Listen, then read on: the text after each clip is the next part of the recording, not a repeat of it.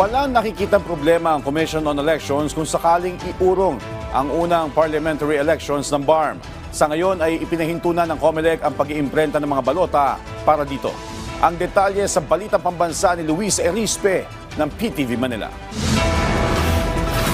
Kumpiyansa ang Commission on Elections na kakayanin nila ang 5 buwang preparasyon para sa BARM parliamentary elections. Sakaling maisabatas ang panukalang iurong ang botohan para dito sa Oktubre ngayong taon imbis na sa Mayo.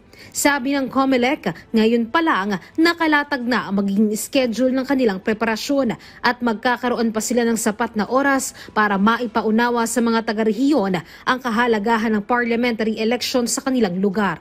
Sa atin naman, kahit na hindi pa nasa-certify ng ating Pangulo yung bill sa pagpopospone ng Bangsamoro parliamentary elections, as early as last year ay pinag-utos na natin sa printing committee na iset aside muna ang printing pagka ang pag-uusapan ay sa Bangsamoro parliamentary elections. Meron tayong mula May, June, July, August, September at October, second week, para mag-prepare para sa ating Bangsamoro parliamentary election. Kung yun ay sapat o hindi, sapat naman. Sakali namang laman na rin sa batas kung papaano ibabahagi sa mga bayan sa BARM ang 7 parliamentary district na dapat ay nakalaan sa Sulu para makumpleto ang 80 district representatives. Nakahanda rin ang COMELEC na magsagawa ng bagong paghahain ng Certificate of Candidacy sa rehiyon. Kakailanganing i-amend ang election code, ang administrative code, ang local government code at kinakailangan nila magpasa ng batas na magdi-distribute ng 7. Fully makapag-accept kami ng COC ngayong June. And then we will have to print the ballots mga bandang July, August.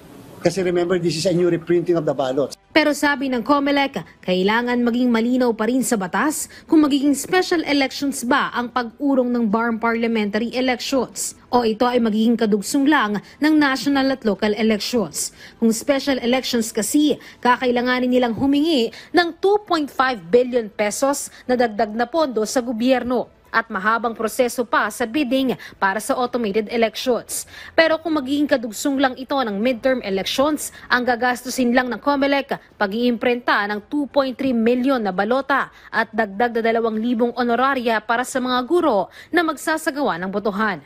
Kung ito ay separate election, may panibagong procurement po sa lahat yun. Napakahirap po ng procurement, inaabot po ng 2 buwan. Ang procurement, wala po kaming sapat na panahon kung magkakaganon man. Subalit kung ito po ay continuation ng national and local election, ibig sabihin, yung mga na-procure na bili na namin, pwede naman palang i-amend na lang. Sa ngayon, dahil nga umusad ang panukalang batas at sinertipikahan na itong urgent bill ni Pangulong Ferdinand R. Marcos Jr., hindi muna inimprenta ng COMELEC ang mga balota para sa BARM parliamentary elections. Inuuna muna nila sa ngayon ang mga balota para sa national and local elections na isasagawa sa Mayo 12.